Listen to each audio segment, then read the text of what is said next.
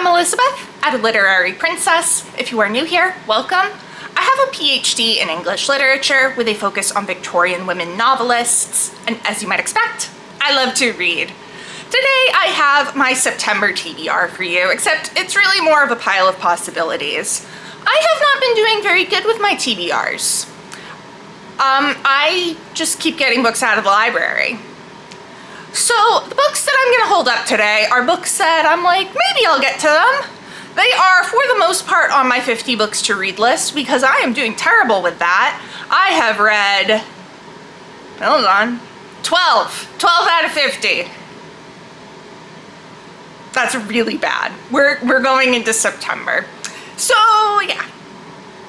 So these are just, I'm like, so maybe I'll pick these up. I don't know.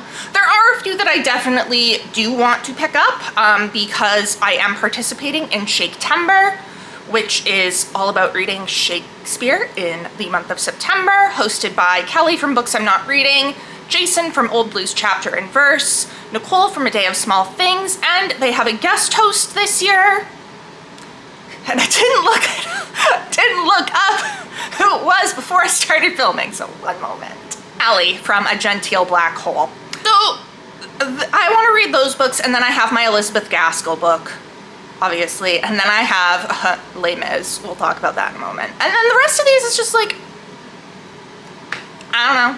Will I read them? Maybe. Based on how the year's going, probably not, but we'll see what happens. Let's jump in. So let's talk about Les Miserables by Victor Hugo. I began this in January. I am still on volume 1, about halfway through. For August, I was like, I'm gonna finish this month and get on to volume 2. It's gonna happen, guys. Guys, it didn't happen. It didn't happen. So I'm like, okay, September. Is September a great month to be hoping to finish this? Probably not. I'm starting my new job, going back to teaching, and I also have a conference that I'm going to one weekend, and it's gonna be crazy. My husband's gonna be in China for 2 weeks on a business trip, and I'm just like, will Les Mis happen? I, at the very least, hope to get a bit more read in volume 1. I would really love it if I could finish volume 1, but you know what would actually help me, though, to, you know, finish volume 1 is if I actually picked it up and read it. I know, that's a novel concept, guys, isn't it? Yeah. I am gonna try to sit down for 30 minutes every day, like have a timer going. I got this idea from Kate at Diary of a Provincial Lady. So yeah, sit down for 30 minutes, and like have my phone on the other side of the room, no distractions, and just read this for 30 minutes a day. And I'm hoping that will cause me to make some progress, but we'll see. I then have the Elizabeth Gaskell book for the month, which is A Dark Night's Work. This was going to be August's book. Like I said, I haven't been reading what I'm supposed to be reading, so I'm still on Sylvia's Lovers from July. So everything's getting bumped a month. I talked about this, I guess, in my currently reading video for August. That sounds like about when I would have been talking about this. I am really excited for this. It's also very short. It's only 194 pages. So I'm thinking that it will not be maybe as difficult to get into as Sylvia's Lovers is being right now. Not that Sylvia's Lovers is all that long, but I don't know. Guys, I've been reading it since July and I'm still like on chapter 6. I don't know what's wrong with me. But yeah, A Dark Night's Work for August. And then the 2 Shakespeare plays that I would like to read. One of these is a new to me play. I have never read it, nor have I seen it performed. And then one is going to be a reread. So the new play is As You Like It, which actually Kelly is going to be doing a video on. And I did not know that when I picked this. I picked this back in like November of last year.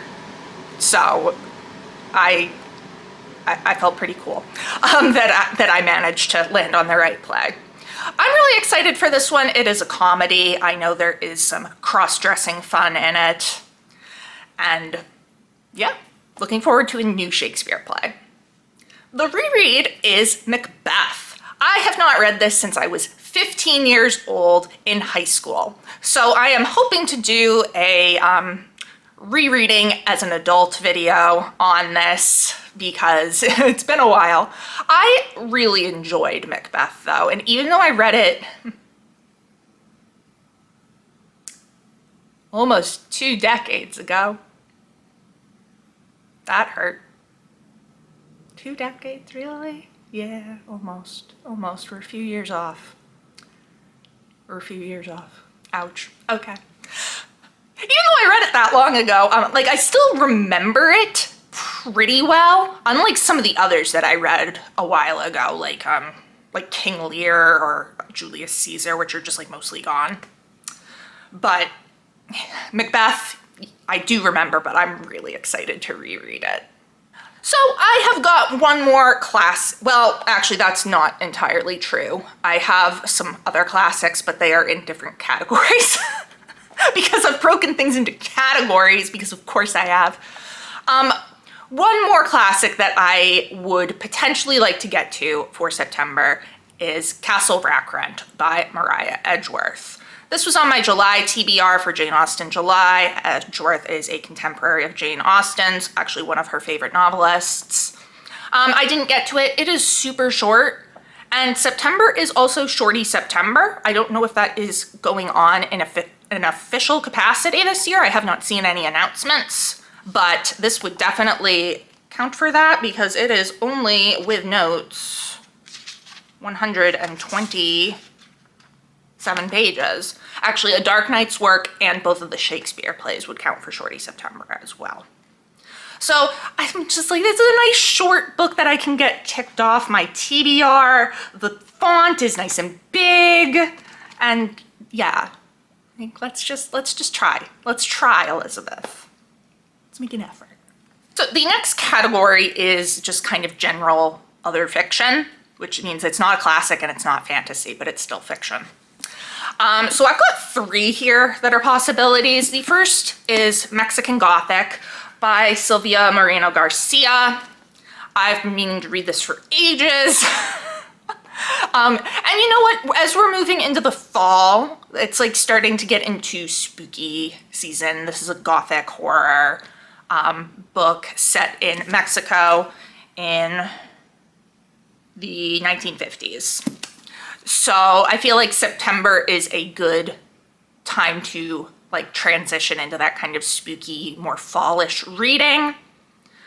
And I've heard that this is really good. I think I'm really going to enjoy it. I've enjoyed the first few chapters. So again, let's do this. Come on, get going. Another one on the kind of creepier end of things that was actually on August TBR and it didn't happen. Rouge by Mona Awad. Also read the first chapter of this and really enjoyed it. So just like, you know, Elizabeth, pick up the books you read. Pick up the books you buy. My God. And the last one in the just fiction category I have is Fates and Furies by Lauren Groff. This is a story about a marriage between Lotto and Mathilde. I read the first few chapters of this a few years ago and liked it, but it was on audiobook. It wasn't the right time. I don't know. I'm feeling like September might be a good time for this one because I'm pretty sure they meet at university. Does it say?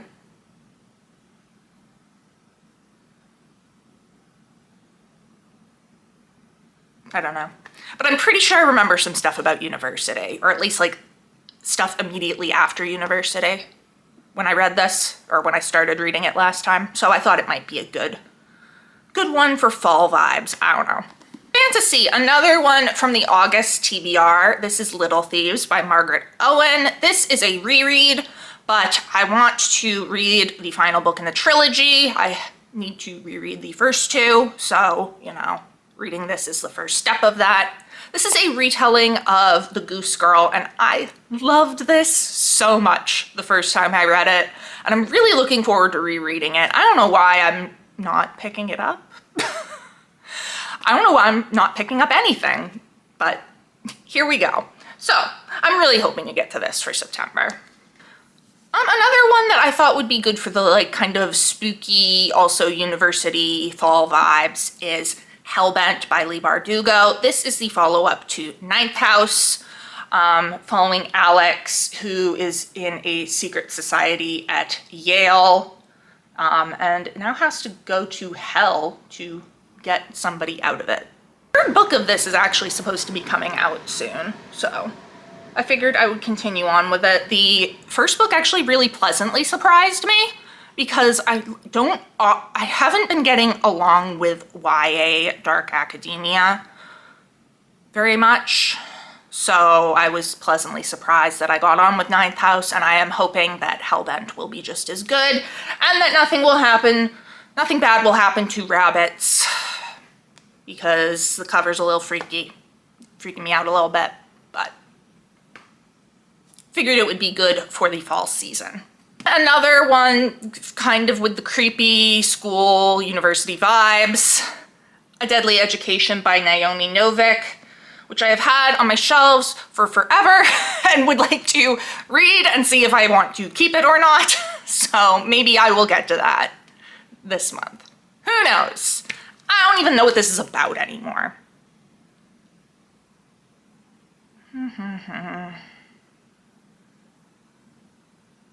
Magic school. I don't know. We'll see what happens. Another one from the August TBR, Rainbow Remnants in Rock Bottom Ghetto Sky by Thylias Moss. Didn't get to it because I'm not picking. I read poetry this month, but was it poetry I owned? No. Of course not. Yeah, you know, it's not like it's long. One that actually is long, The Complete Poems of Anne Sexton, which if I do start in September, I doubt I'll be finishing, but, you know, if I want to read this by the end of the year, maybe I should, you know, actually pick it up and start it. A novel concept. I then have 4 books from my mother that I should really, really read and give back to her. Because, you know, she's pretty good about reading my books and giving them back to me, and I should probably, you know, extend that same courtesy like a good daughter. So, the first one is Pax by Sarah Pennypacker, which I know is going to be sad, and I think that's kind of why I'm avoiding it, because it's an animal story, and animals stories are sad, always. Yeah, Pax and Peter have been inseparable ever since Peter rescued him as a kid, and then he has to leave him behind. But you know what? The cover looks like it would be right for the season, so maybe this would be a good one to pick up. Also, you know, it's a middle grade book, so it's on the easier end, which with everything I've got going on this month might be good. Howard's End by E.M. Forrester. This was on the August TBR too. It's one of the classics that I have on my 50 books list, and I should read it and give it back to my mother. Then we've got, I think this is the most recent one she's lent me, Feel of Golden by Alan Levi, which has been quite popular on BookTube lately, and I've been seeing it in every bookstore I go to, and then being like, oh yeah, Mom lent me that, I should read it. And then I don't.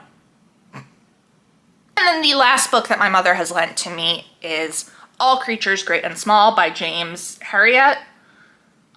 So this is about a vet, I think in Yorkshire. I want to say Yorkshire.